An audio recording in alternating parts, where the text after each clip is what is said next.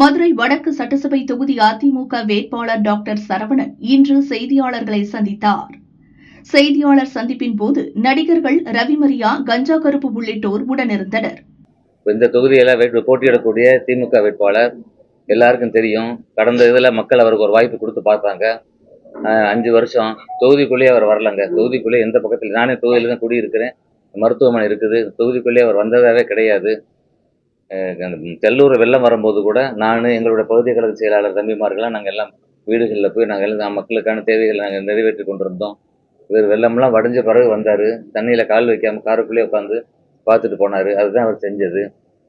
செல்லூர் கண்மாயை தூர்வாரம் 4 கோடி எஸ்டிமேட்டில் அந்த என்ன நிலையில் இருக்குன்னு பாருங்கள். அங்கே இருக்கக்கூடிய நடைபயிற்சி பண்ணக்கூடியவங்க என்னை சந்தித்து நாங்கள் எங்களோட ஆளுங்க, எங்களுடைய தொகுதி பொறுப்பாளர் எல்லாரும் நாங்கள் போய் பார்த்த பிறகு அவங்க அப்புறம் திரும்ப சீனுக்குள்ளே வர்றாங்க.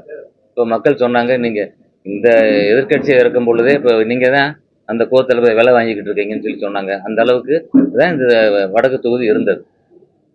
அவர் இப்போ என்ன செய்கிறாரு, பெரிய குற்றச்சாட்டு மக்கள் வைக்கிறாங்க. ஏதோ 1500 ரூபா கொடுக்குறாரு ஓட்டுக்குன்னு சொல்லி மக்களை விலைக்கு பேசுகிறாருன்றாங்க. அப்போ ஒருத்தர் சொன்னார், காலையில் நம்ம இந்த ராமலட்சுமி அந்த ஏரியாவுக்கு போயிருந்தோம். அவர் இன்ஜினியர் போல், அதனால் அவர் கணக்கை சொல்கிறாரு. 1500 ரூபாயை இந்த கணக்கு போட்டு பிரித்தோம்னா ஒரு நாளைக்கு 82 காசு வருதுங்க. இன்னைக்கு சாதாரணமாக ஒரு தினக்கூலி வேலைக்கு பார்க்க போகிறவங்களே 1200 1500 சம்பாதிக்கிறாங்க. அப்போ அந்த ஒரு நாள் காசை கொடுத்து இவர் மக்களை விலைக்கு வாங்கிட்டு இவர் போய் திருமங்கலம் தொகுதியில் நீங்கள் பார்த்தீங்கன்னா அங்கே பல கிராமங்கள் இருக்குது. கள்ளிக்குடின்ற பகுதியில் பார்த்தீங்கன்னா திருமால்னு ஒரு கிராமம், கல்லணை, குராயூர், என்னோட சொந்த ஊர் அந்த இதில் தொகுதிக்குள்ளே தான் வருது, ஆலங்குளம்ன்ற ஊர். அப்போ அங்கே இருக்க மக்கள் எல்லாம் இப்போ 2-3 வருடமாக போராடுறாங்க இந்த குவாரியை மூடுறதுக்காக. ஆனால் இந்த திமுக அரசு, அவங்க இந்த திமுகவை சேர்ந்த சட்டமன்ற உறுப்பினர் இருந்த அந்த தோத்தல் எம்எல்ஏவை அந்த கோரிக்கைக்கு எந்த வித இதுவும் பண்ணாமல் எவ்வளவு பாருங்களேன், இயற்கை வளர்ச்சி அழிச்சிட்டார்.